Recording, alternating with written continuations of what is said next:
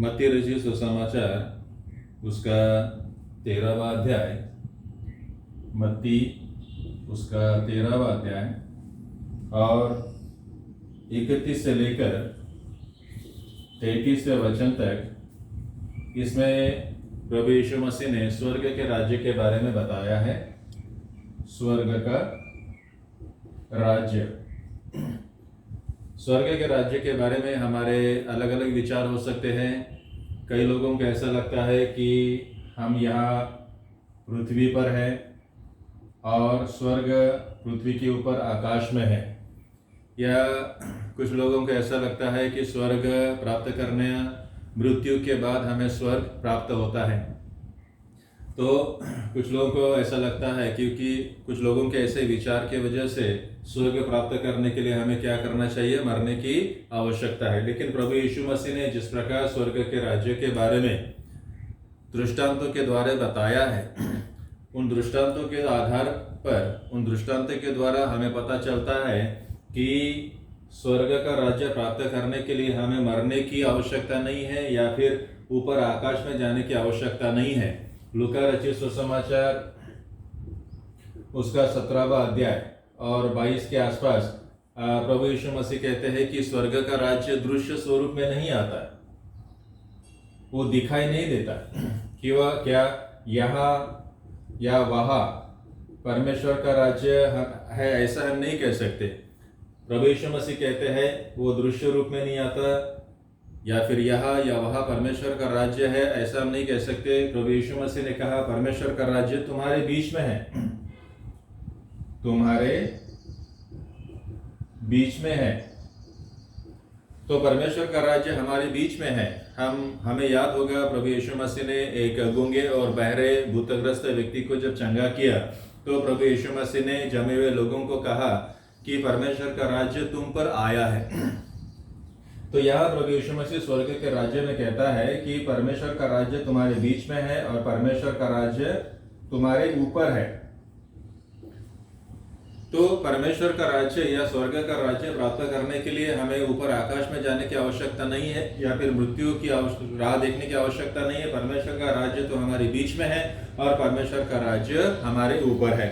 मत्ती रचित सुसमाचार उसका 6वां अध्याय और 33वें वचन में प्रभु यीशु मसीह ने चेलों से बताया कि सबसे पहले तुम क्या करो, स्वर्ग का राज्य जिसे हम परमेश्वर का राज्य कहते हैं, परमेश्वर के राज्य की खोज करो।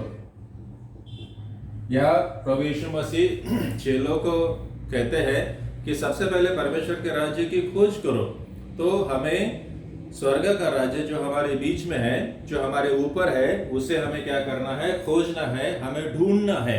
तो हम कैसे परमेश्वर के राज्य को खोज सकते हैं, परमेश्वर के राज्य को ढूंढ सकते हैं, परमेश्वर के राज्य को देख सकते हैं, महसूस कर सकते हैं, इस विषय पर आज हम मनन करने वाले हैं। तो प्रभु यीशु मसीह ने मत्ती रचित सुसमाचार उसका 13वां अध्याय 31 और 33वें वचन में दो दृष्टांतों को बताया है। पहला दृष्टांत कहता है कि स्वर्ग का राज्य राई का जो बीज है, राई का जो बीज होता है, जो छोटा सा बीज होता है, उसके समान स्वर्ग का राज्य है। देखिए परमेश्वर ने, प्रभु यीशु मसीह ने स्वर्ग के राज्य की तुलना किसके साथ की है, जो छोटा सा बीज है उसके साथ, राई का जो बीज है उसके साथ प्रभु यीशु मसीह ने तुलना की है।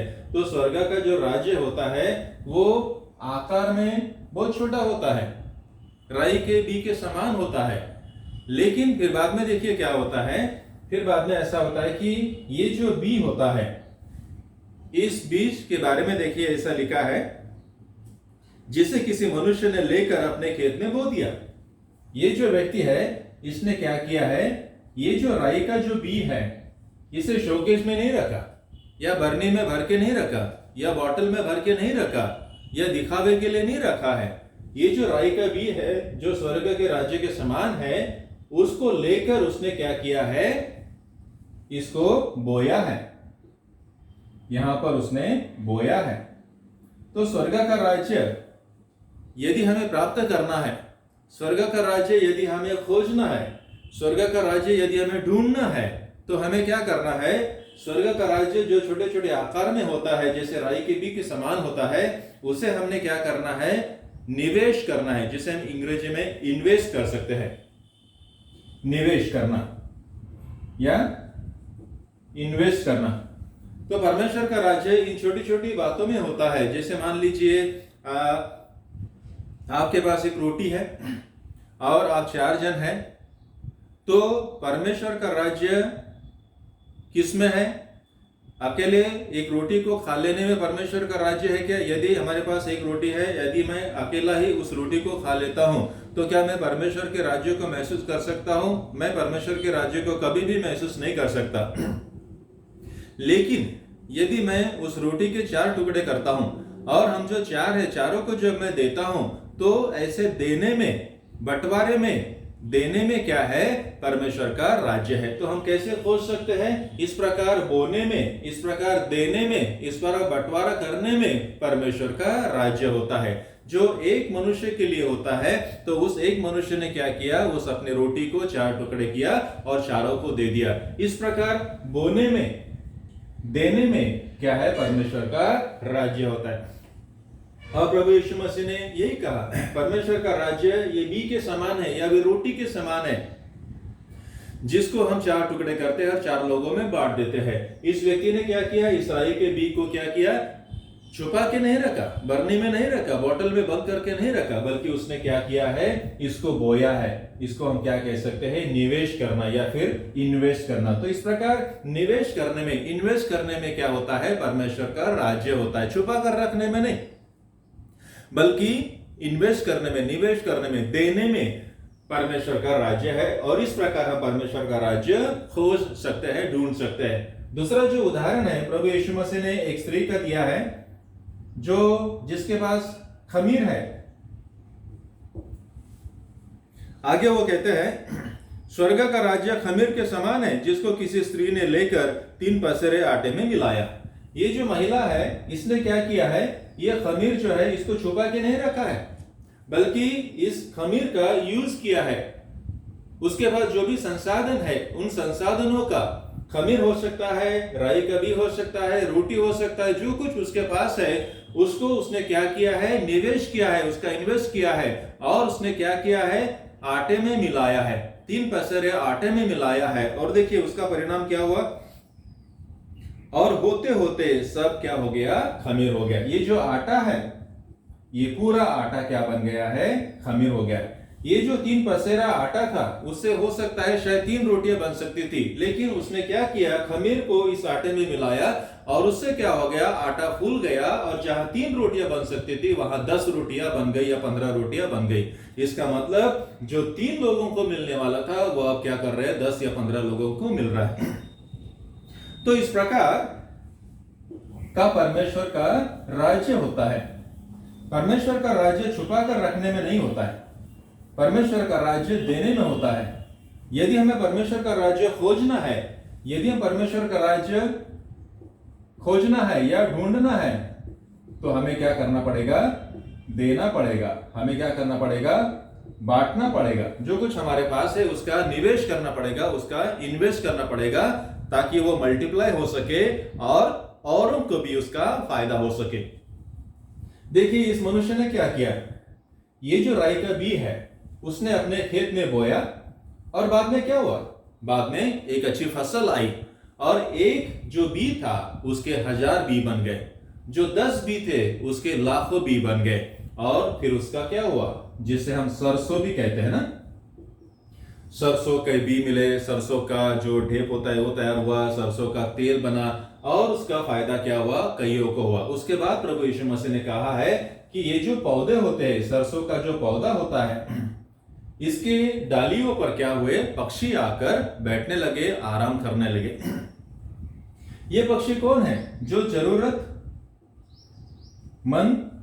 लोग हैं, जो नौकरी की तलाश में होते हैं, उन्हें क्या मिला है? रोजगार मिला है। उन्हें क्या मिला है? काम धंधा मिला है।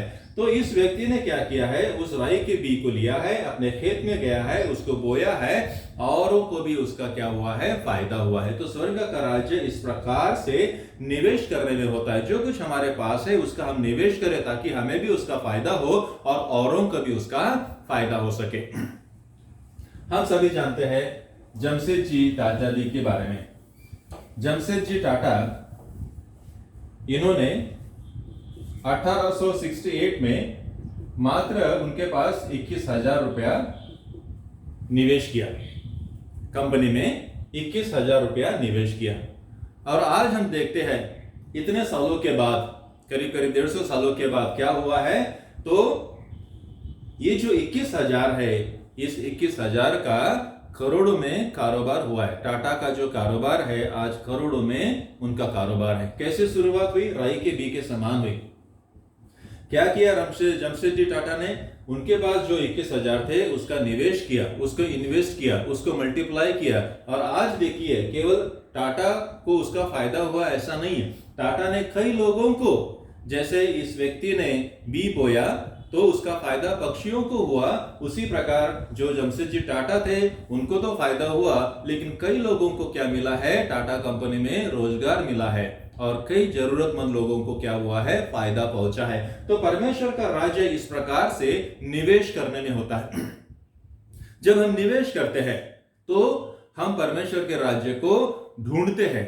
जब हम निवेश करते हैं, केवल पैसा ही नहीं, बल्कि हमारे पास जो भी गुणवत्ता होती है, जो हमारे पास कला होती है, जो हमारे पास कौशल्य होता है, उसको भी हम क्या कर सकते हैं? इसका निवेश कर सकते हैं, ताकि इसका फायदा हमें हो और औरों के भी हो सके। तो स्वर्ग का राज्य जब हम पाना चाहते हैं तो ऊपर आकाश में हमें जाने की आवश्यकता नहीं है। प्रभु यीशु मसीह ने कहा कि स्वर्ग का राज्य तो तुम्हें और बीच में है, बस उसे हमें ढूंढना है, बस उसे हमें महसूस करना है, बस उसे हमें परखना होता है। तो हम कैसे ढूंढ सकते हैं, कैसे खोज सकते हैं? इस प्रकार से निवेश करने से। जो व्यक्ति जिसके पास राई के दाने थे उसने इन्वेस्ट किया, निवेश किया और उसको फायदा हुआ। ये जो महिला थी जिसके पास खमीर था, उसने उस खमीर को लेकर छुपाया नहीं, बल्कि उसने क्या किया है? निवेश किया है, आटे में उसको मिलाया है और वो आटा क्या बन गया है? फूल गया है और ज्यादा रोटियां बन गई है। तो परमेश्वर का राज्य इस प्रकार की सोच में होता है। निवेश करने की जो सोच होती है उसमें होता है, ताकि हमें भी फायदा हो और औरों को भी फायदा हो सके। जब हम निवेश की बात करते हैं तो हमें कुछ बातों की ओर ध्यान रखना पड़ता है।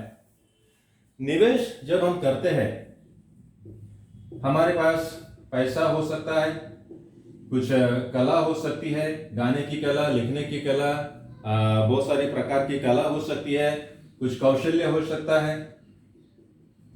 मैकेनिकल कौशल्य हो सकता है, बहुत सारी स्किल हमारे बीच में हो सकती है।